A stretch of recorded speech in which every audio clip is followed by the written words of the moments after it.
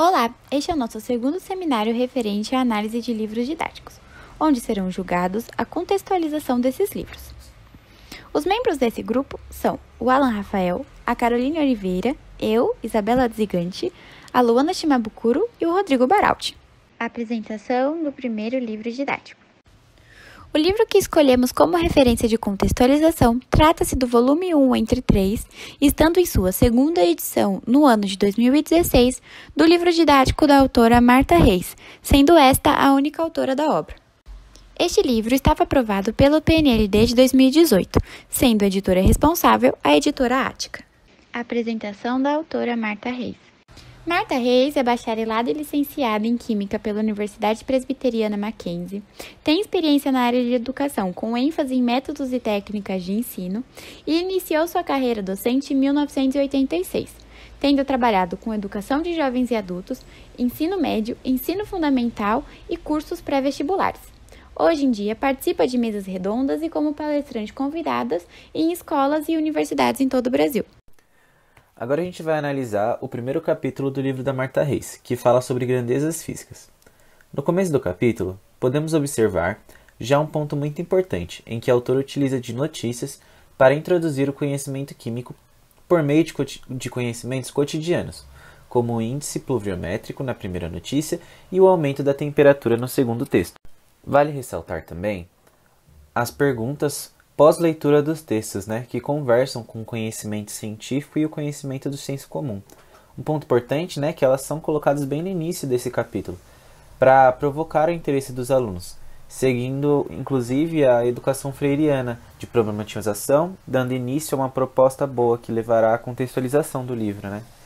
Agora a gente vai para a análise da contextualização nos tópicos dos capítulos. O capítulo tem 5 tópicos principais: volume, massa, densidade, temperatura e calor, e pressão.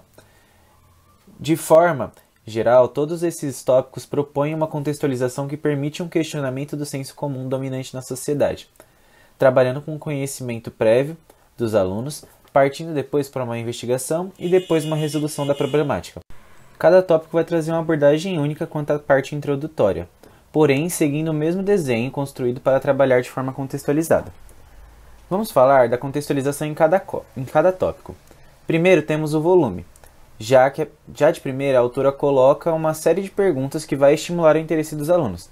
Sendo assim, logo em seguida, traz a explicação do conhecimento científico, junto com o método de cálculo de volume. A contextualização nesse tópico se mostra de forma mais básica em que a maioria dos livros didáticos costumam fazer, se restringindo à exemplificação de fatos do dia a dia e à descrição científica de fatos e processos. Após esse conteúdo inicial, o livro ainda responde à questão feita no início, que é o que significa a medida do índice pluviométrico de uma região. Agora, falando do tópico de massa, o livro fala sobre uma preocupação muito recorrente no dia a dia, que é a perca de gordura, relacionando isso com o conceito de massa. E coloca também, ao final do texto, os conceitos científicos e fala sobre o Sistema Internacional de Unidades e a medida que é usada para medir a massa.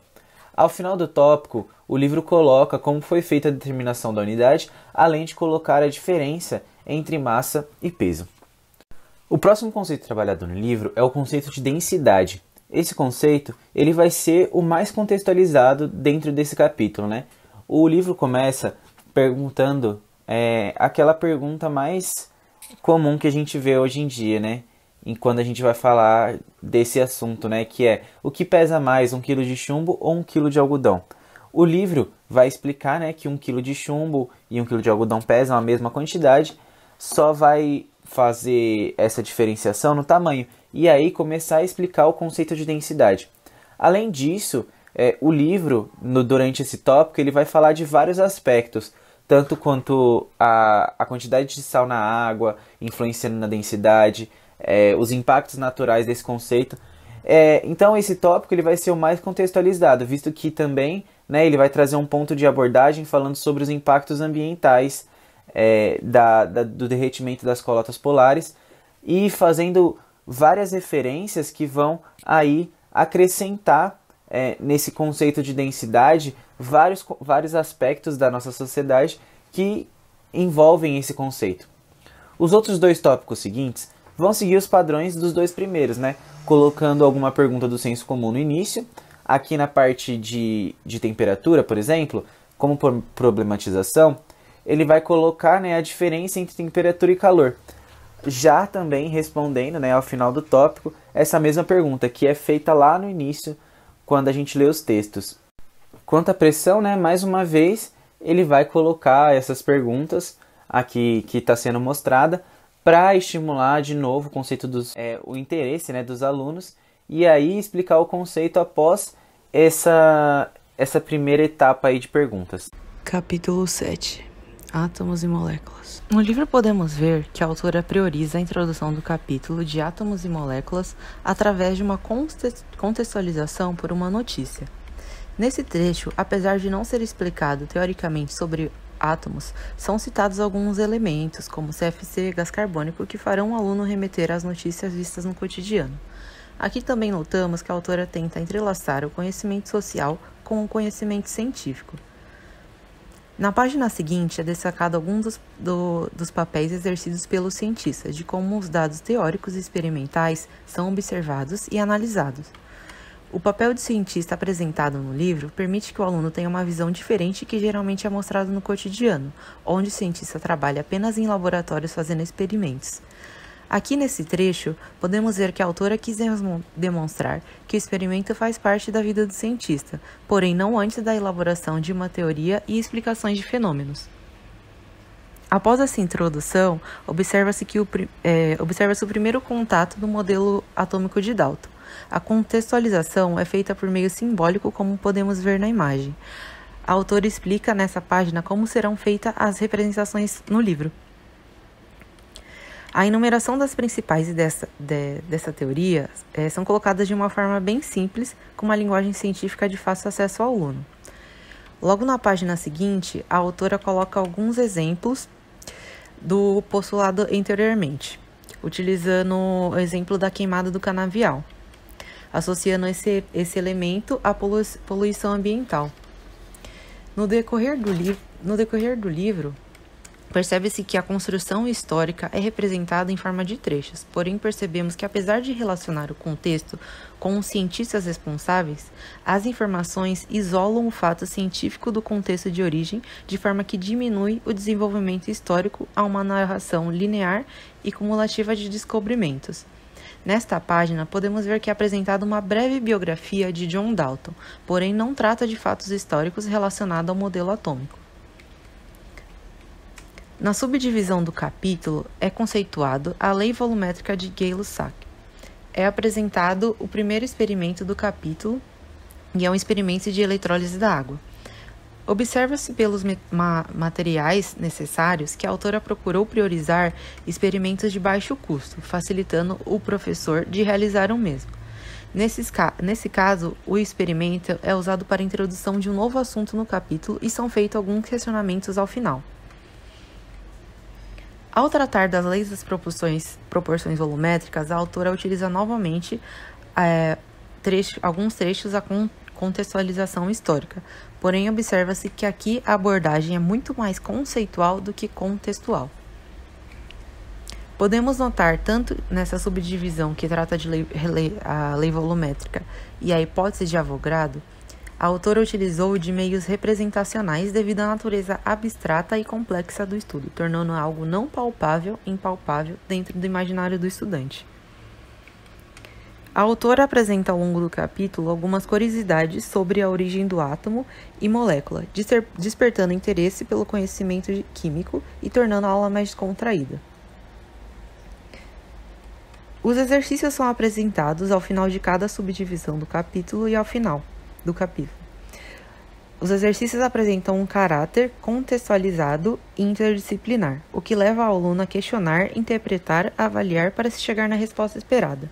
Além disso, há alguns exercícios extraídos ou baseados em vestibulares de universidade conceituadas. Porém, algumas dessas questões necessitariam de mais conhecimentos do que aqueles abordados pela autora. A apresentação do segundo livro didático. O livro que utilizaremos de comparação consiste no livro do autor Eduardo Mortimer, que foi aprovado no PNLD de 2018 pela editora Spicione, fazendo parte de uma coleção de 3 volumes, estando em sua 3ª edição no ano de 2016. Os autores são o Eduardo Mortimer e Andréia Horta Machado. A apresentação dos autores: Eduardo Mortimer e Andréia Horta Machado. Eduardo Mortimer é professor titular da Faculdade de Educação da UFMG, sendo bacharel e licenciado em Química e mestre em Educação pela mesma universidade. É doutor em Educação pela USP e tem um pós-doutorado na Washington University. É um pesquisador do CNPq com diversos estudos na área de educação e um longo currículo a respeito de toda a sua contribuição com pesquisas na área de estudos de Química. A outra autora consiste na professora Andréia Horta Machado, que é titular do Colégio Técnico da UFMG e formada em bacharel e licenciatura pela mesma universidade. É mestra e doutora em Educação pela Unicamp e apresenta um currículo tão extenso em contribuições para o ensino de Química, assim como Mortimer. Este livro, diferente do da professora Marta, aborda o conteúdo de propriedades físicas no capítulo 2. Os autores nomeiam um capítulo como introdução ao estudo das propriedades específicas dos materiais, como vemos no quadro 1. E logo na capa do título, ele inicia uma discussão a respeito sobre como a transformação dos materiais são úteis para a sociedade, dando o exemplo do silício, que é utilizado na fabricação de chips de computadores, como mostrado no quadro 2.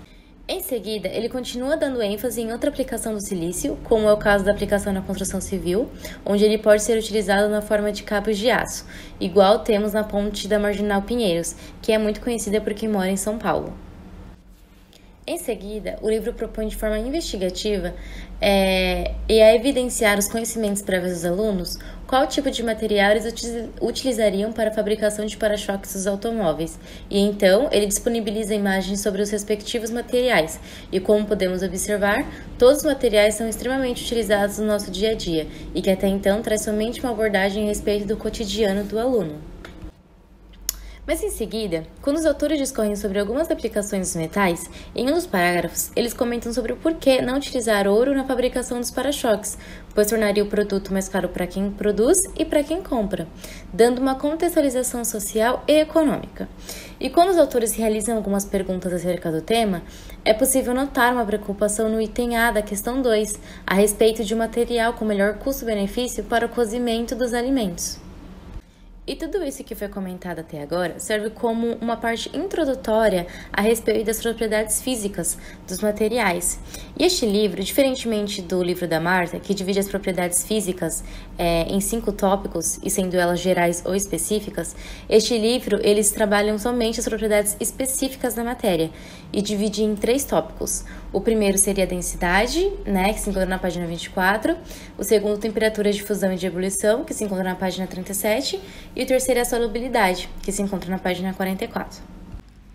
Agora falando do tópico de densidade, assim como todo o capítulo, ele inicia com um texto e imagens que remetem à utilização da densidade no nosso dia a dia. Então, os autores propõem um experimento com blocos de madeira de diversos tamanhos, para exemplificar como a densidade é o resultado da relação entre massa e volume. E dando continuidade ao tópico, os autores comentam sobre por que alguns objetos flutuam e outros não, e sobre a densidade de misturas, e sempre propondo alguns experimentos simples que podem ser realizados com objetos do nosso dia a dia, mas sem gerar alguma problematização. Entretanto, quando eles abordam conteúdo sobre a densidade dos líquidos, é comentado sobre a importância da determinação da densidade do leite e como os valores obtidos podem caracterizar se o leite está próprio para o consumo humano ou não. Agora falando sobre o segundo tópico, que é o ponto de fusão e ebulição, os autores sempre iniciam os tópicos dando uma abordagem com exemplos do dia a dia, como já comentado. E então eles partem para um experimento simples que averigua o aquecimento da água, seguindo de algumas questões também sobre o experimento. Depois os autores propõem um experimento bastante parecido com o primeiro, mas que dessa vez tem a adição de sal, justamente para verificar como o ponto de fusão e ebulição são influenciados pela adição de um soluto não volátil.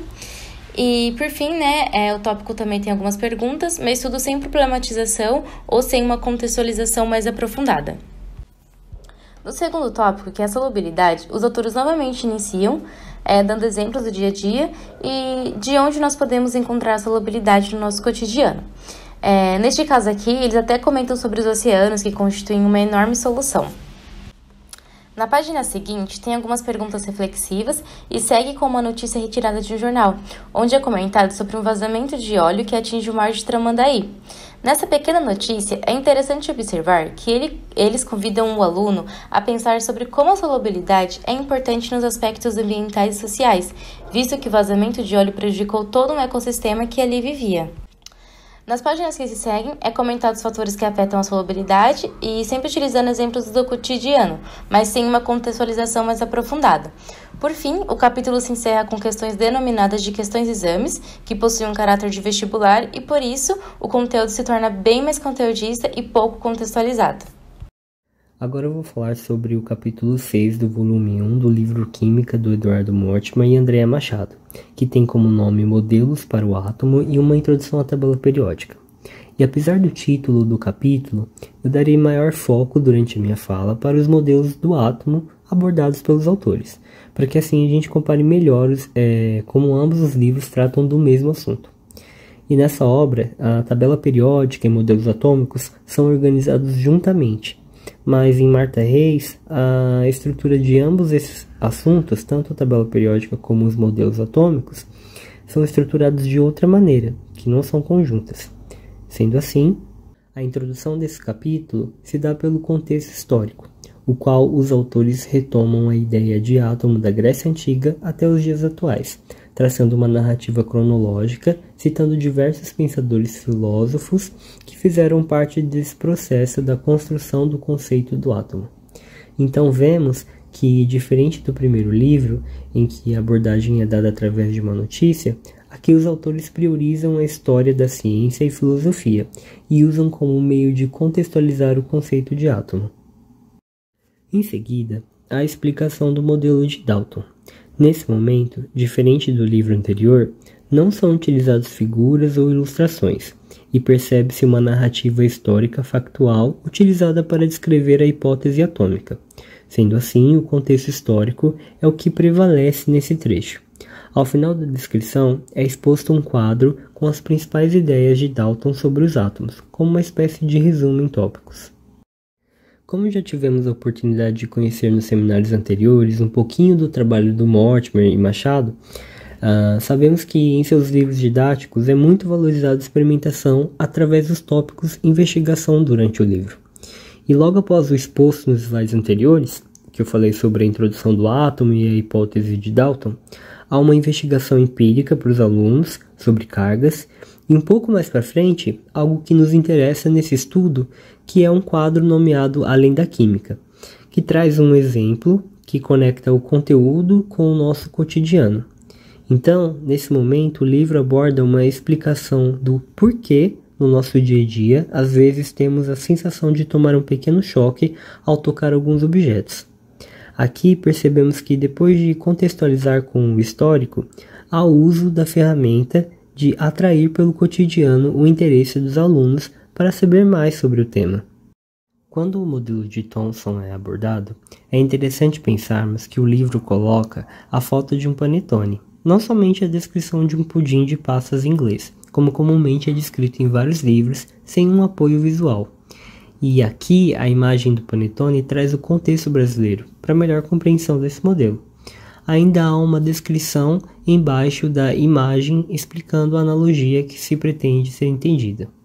Vale ressaltar que aqui a explicação para o modelo atômico de Thomson é semelhante à de Dalton, por fazer uma breve descrição histórica do modelo. Bom, o capítulo 6 é muito bem organizado e segue esse padrão de contextualização histórica, trazendo elementos da história da ciência e mesclando alguns fatos cotidianos em boxes como informações complementares. É possível perceber também o segmento cronológico que foi estabelecido entre os modelos, sendo o último modelo abordado de Bohr, e os autores concomitantes à explicação dos modelos vão alinhando os acontecimentos históricos que se seguiram pela possibilidade dos modelos expostos, comentando sobre o teste de Chama, a radiação, a tabela periódica, etc. E por fim, explicando que apesar do modelo de Bohr não ser o mais atual, é o que auxiliará a explicação da maioria das propriedades atômicas estudadas. Conclusões. Para apresentar as conclusões realizadas nesse trabalho, criamos essas tabelas que exemplificam as análises realizadas dos livros didáticos. Bom, Analisando os conteúdos de modelo atômico do livro da Martha Reis, percebemos uma pouca abordagem e exemplos do cotidiano, apresentando uma abordagem mais conceitual. Temos uma contextualização relacionada à presença de impactos sociais para a introdução dos temas. Percebemos também a presença da contextualização histórica em pequenas proporções. E podemos afirmar que, retirando a contextualização, temos uma compreensão dos conteúdos sem grandes perdas. Agora, analisando o mesmo conteúdo no livro do Mortimer e da Andrea, percebemos mais contextualizações históricas do que exemplos do cotidiano. Percebemos também uma abordagem mais conceitual quando detalhamos os tópicos do capítulo. E percebemos que, retirando a contextualização, nós temos uma compreensão do conteúdo relativa ao momento do capítulo. Isso se dá, pois, na introdução, há um déficit grande com relação ao conteúdo, quando vemos que este faz parte do contexto. E conforme avançamos os capítulos, percebemos que a presença de mais elementos conceituais, logo que permitem uma maior compreensão sem a presença da contextualização.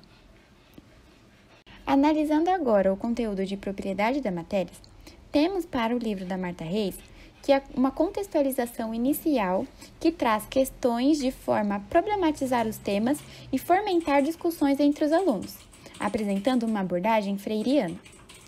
Este também divide o capítulo em tópicos e cada um deles temos uma contextualização diferente, sendo o tópico densidade o mais contextualizado. O capítulo utiliza de muitas abordagens cotidianas para a explicação dos conceitos.